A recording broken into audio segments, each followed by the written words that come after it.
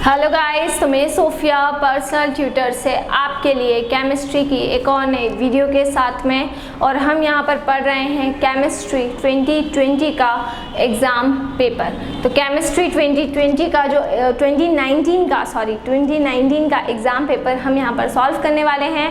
और जैसे कि मैंने आपको 2020 एग्ज़ाम पेपर पूरा ऑलरेडी करवा दिया है, तो जो भी बच्चे मेरी ये वाली वीडियो देख रहे हैं वो प्लेलिस्ट के फोल्डर में जाएँ, 2020 का फोल्डर खोलें और वहाँ से जाकर आप केमिस्ट्री का 2020 का जो भी एग्ज़ाम पेपर है वो वहाँ से जाकर पढ़ सकते हैं। 2019 का भी पेपर मैं आपको बैक से ही स्टार्ट करवा रही हूँ, जैसे मैंने 2020 का पेपर स्टार्ट करवाया था, ताकि हम जो भी हमारे मेजर क्वेश्चंस हैं पहले उन पर ज़्यादा फोकस कर पाएँ। तो 2019 का जो ये पेपर है इसको हम कह रहे हैं क्वेश्चन नंबर जो भी हमारा 27 है, तो वो हम यहाँ पर देख लेते हैं। क्वेश्चन नंबर 27 क्या है? तो क्वेश्चन नंबर 27 का एक पार्ट मैं आपको ऑलरेडी करवा चुकी हूँ। अब यहाँ पर इसके ऑप्शन में कौन सा क्वेश्चन था, तो 27 का जो और वाला पार्ट है वो हम यहाँ पर देखने वाले हैं। तो क्वेश्चन नंबर 27 का जो और वाला पार्ट है उसमें दो ही पार्ट थे। पहला था गिव रीजन्स। पहला क्वेश्चन क्या था? Give reasons. आपको यहाँ पर कुछ रीजन्स बताना है, और इसमें पहला रीज़न हो जाएगा, सबसे फर्स्ट रीज़न अगर हम बात करें, sulphur in vapour state, sulphur in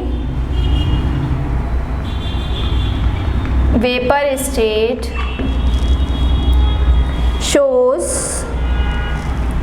shows paramagnetic behavior। तो sulphur in vapour state shows paramagnetic behaviour. Sulphur जो होता है वो वेपर स्टेट में कैसा बिहेवियर शो करता है? पैरामैग्नेटिक बिहेवियर शो करता है। और आपको ये रीज़न देना है कि ऐसा क्यों होता है कि जो सल्फर है वो वेपर स्टेट में पैरामैग्नेटिक बिहेवियर को रिप्रेजेंट करता है या शो करता है। ठीक है, तो इन वेपर स्टेट के अंदर, अच्छा, पैरामैग्नेटिक बिहेवियर का मतलब क्या होता है? पहले तो हम ये डिस्कस करते हैं। पैरामैग्नेटिक बिहेवियर का मतलब क्या होगा? पैरामैग्नेटिक बिहेवियर का मतलब होगा जो मैग्नेटिक फील्ड से थोड़ा अट्रैक्ट हो, जिसमें एटलीस्ट क्या हो, जिसमें एटलीस्ट 1 अनपेयर्ड इलेक्ट्रॉन रहता है, वो पैरामैग्नेटिज्म को रिप्रेजेंट करते हैं। मतलब वो मैग्नेट की तरफ में थोड़ा सा क्या होंगे? अट्रैक्ट होंगे, लिटिल बिट अट्रैक्ट होंगे। सो पैरामैग्नेटिक बिहेवियर का मतलब क्या होगा कि सल्फर जो है वो वेपर स्टेट में है और वो पैरामैग्नेटिक बिहेवियर शो कर रहा है। तो इसका मतलब क्या होगा कि इन वेपर स्टेट सल्फर जो रहेगा, सल्फर कैसे एग्जिस्ट करता है? Sulphur partially exist as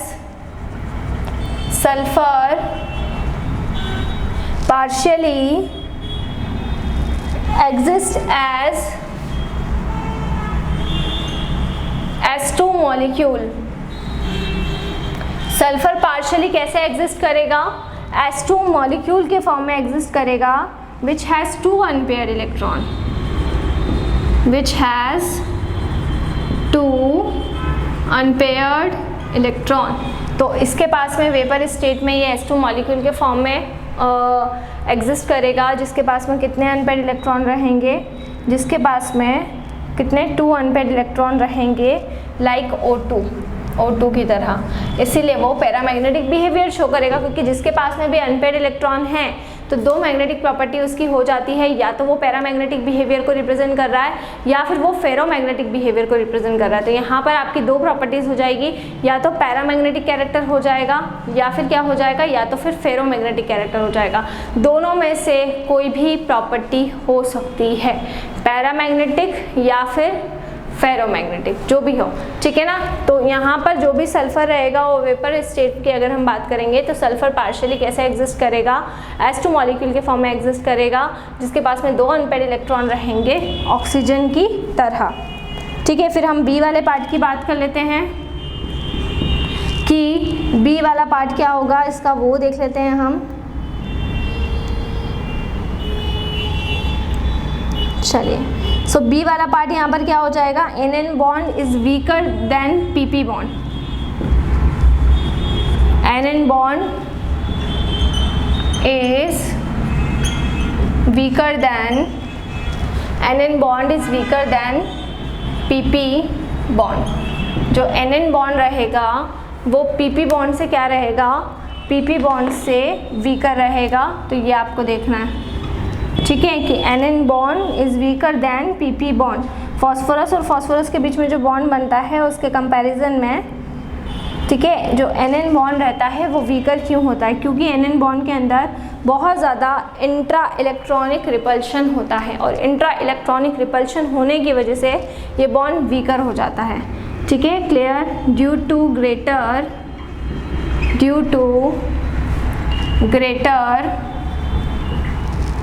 greater inter electronic repulsion,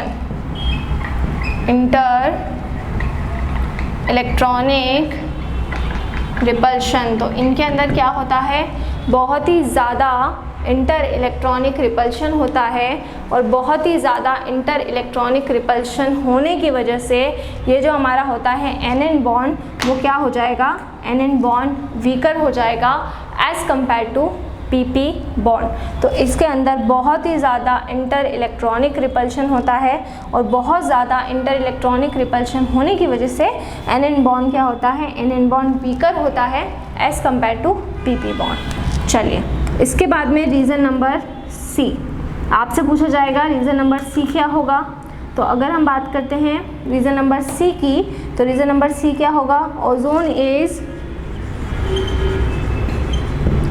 thermodynamically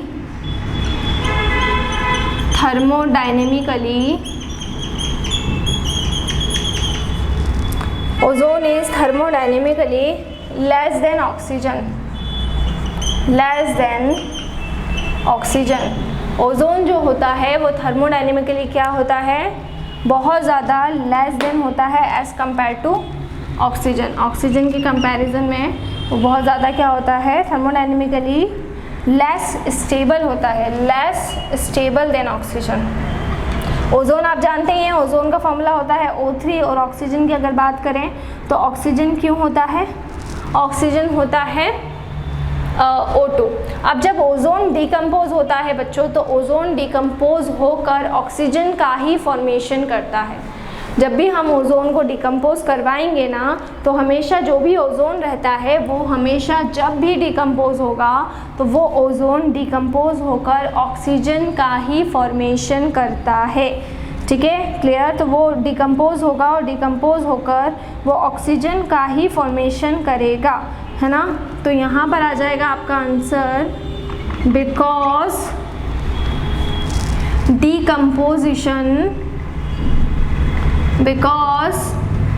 decomposition of ozone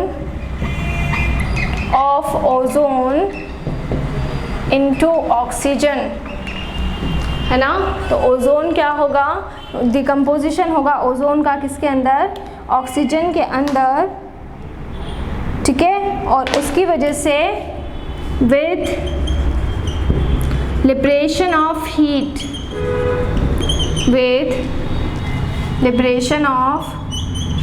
heat क्या हो जाएगी, हीट हो जाएगी लिबरेट, हीट हो जाएगी बाहर, है ना। और इसलिए हम यहाँ पर लिखेंगे del H is negative,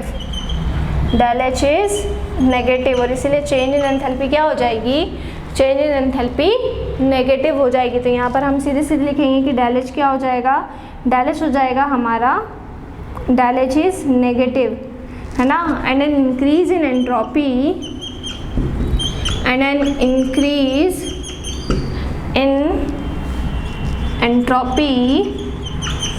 entropy के अंदर क्या होगा, इंक्रीज होगा। तो क्योंकि डेल H नेगेटिव हो रही है और एंट्रोपी में इंक्रीमेंट हो रहा है, तो एंट्रोपी में इंक्रीमेंट होने की वजह से डेल H की वैल्यू क्या हो जाएगी, जो एंट्रोपी में चेंज है वो क्या हो जाएगा, एंट्रोपी में चेंज हो जाएगा पॉजिटिव, ठीक है, क्लियर, है ना। और देखिए, अगर एंथैल्पी नेगेटिव, एंथैल्पी में चेंज नेगेटिव, और एंट्रोपी अगर पॉजिटिव होती है तो large negative gives energy change,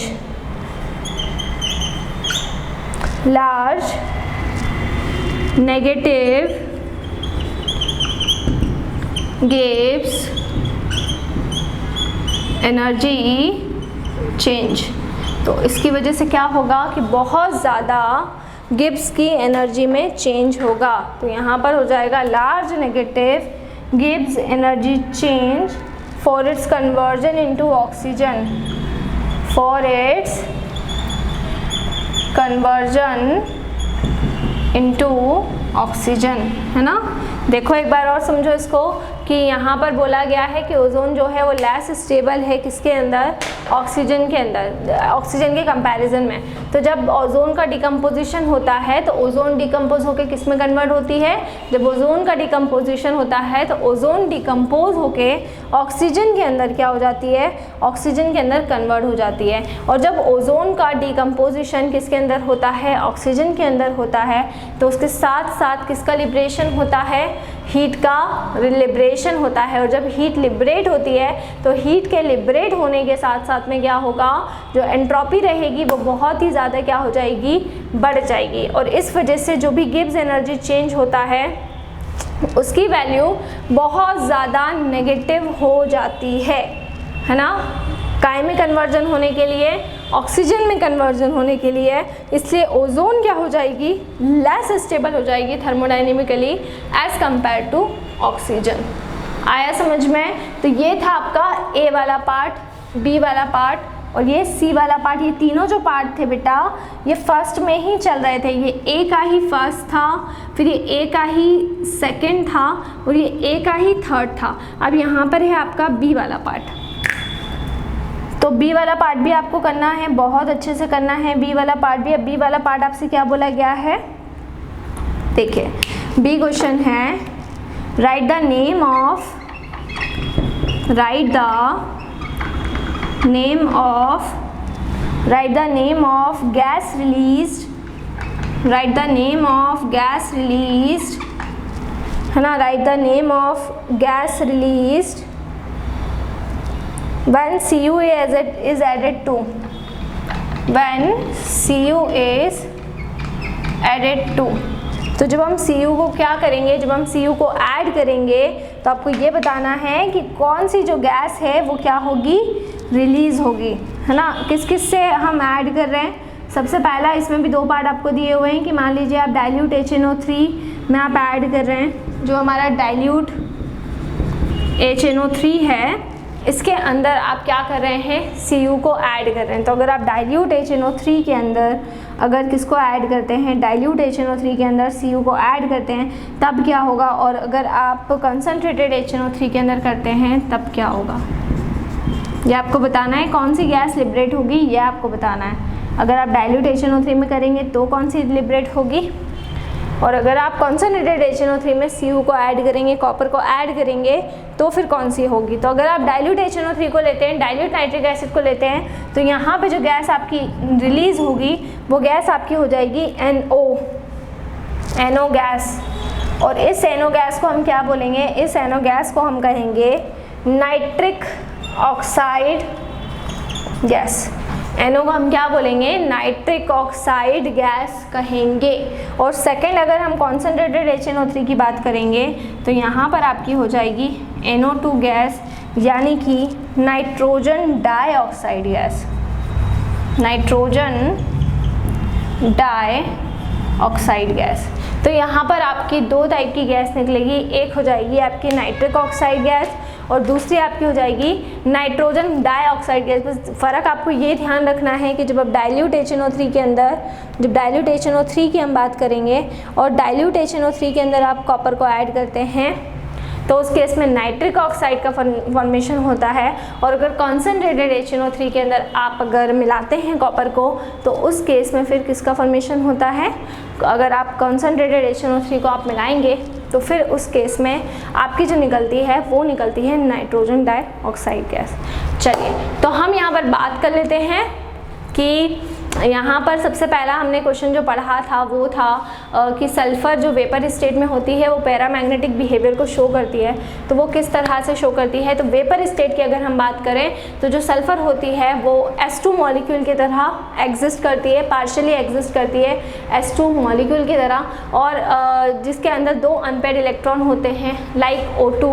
ठीक है, उसके बाद सेकेंड आपका क्वेश्चन था कि NN बॉन्ड वीकर होता है किसके कंपैरिजन में? PP बॉन्ड के कंपैरिजन में वीकर होता है। क्यों? क्योंकि इनके बीच में क्या होता है, बहुत ही ज़्यादा ग्रेटर इंटर इलेक्ट्रॉनिक रिपल्शन होता है। ठीक है, उसके बाद थर्ड हो जाएगा कि ओजोन जो होती है वो थर्मोडाइनमिकली लेस स्टेबल होती है एज़ कम्पेयर टू ऑक्सीजन।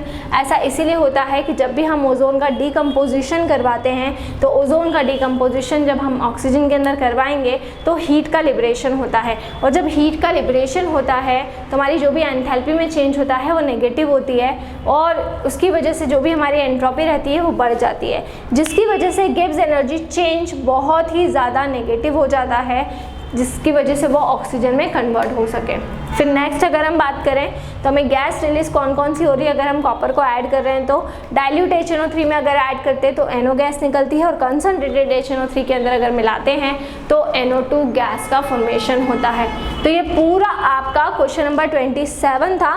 इसके और वाला जो क्वेश्चन था वो मैंने आपको ऑलरेडी पहले वाली जो भी हमारी वीडियो थी उसमें मैंने आपको करवा दिया है। तो आज हमारे 2 क्वेश्चन मैंने आपको करवाए हैं। क्वेश्चन नंबर 27 2019 के एग्जाम पेपर से जो 5 मार्क्स के अंदर आए थे, तो आपको या तो ऊपर वाला पार्ट करना था जो इसके पहले वाली वीडियो में मैंने करवाया है, या फिर ये वाला। जो भी बच्चे 12th क्लास के 2020 का पेपर देखना चाहते हैं वो प्लेलिस्ट के फोल्डर में जाएं, केमिस्ट्री 2020 डालें, वहाँ से उनको केमिस्ट्री का 2020 जो पेपर है, एग्ज़ाम पेपर है, वो वहाँ से मिल जाएगा। और 2019 का जो पेपर है वो हम यहाँ से सॉल्व कर रहे हैं। ठीक है, बैक से मैं इसलिए स्टार्ट करवा रही हूँ क्योंकि जो हमारा मेजर कंटेंट वाला पोर्शन रहता है वो पीछे से ही स्टार्ट होता है, तो ये हमारे लिए बेनिफिशियल रहेगा कि हम उसे बैक साइड से ही पढ़ें, तो बहुत अच्छी बात हो जाएगी। ठीक है, तो मेजर जो भी कॉन्सेप्ट, किस कॉन्सेप्ट के क्वेश्चन आते हैं, कैसे आते हैं, वो आपको यहाँ पर एक क्राइटेरिया मिल जाएगा कि हमें किस तरह से क्वेश्चंस को अटेम्प्ट करना है, उनको सॉल्व करना है। सो इसी तरह से जुड़े रहिए हमारे साथ में, वीडियोस को लाइक करते रहिए, चैनल को सब्सक्राइब करना ना भूलें। कोई भी डाउट, कोई भी क्वेरी हो उसे आप कमेंट सेक्शन के अंदर डाल सकते हैं। और अगर आप हमसे ऑनलाइन होम क्लासेस पढ़ना चाहते हैं तो हम आपको ऑनलाइन होम क्लासेस की फैसिलिटी भी प्रोवाइड करा रहे हैं। हमसे ऑनलाइन होम क्लासेस पढ़ने के लिए डिस्क्रिप्शन में जाकर सारी डिटेल्स ले लें और हमसे कांटेक्ट करें। घर पर रहें, सुरक्षित रहें, बाहर ना निकलें, बहुत ज़रूरी हो तो ही बाहर निकलें। Stay home, stay safe and study hard. दूसरी चीज़, मैंने आपको 11th 12th का कंटेंट ऑलरेडी करा दिया है। 10th के भी आपको केमिस्ट्री का पोर्शन आपको अवेलेबल है, और अगर हम क्लास 9th की बात करें तो वो पोर्शन भी आपको अवेलेबल है। So stay home, stay safe and study hard. कोई भी टॉपिक अगर छूट गया है तो बिल्कुल आप कमेंट सेक्शन में उसे डाल सकते हैं, तो मैं आपको डेफिनेटली वो टॉपिक कवर अप करवा दूंगी। Thank you so much.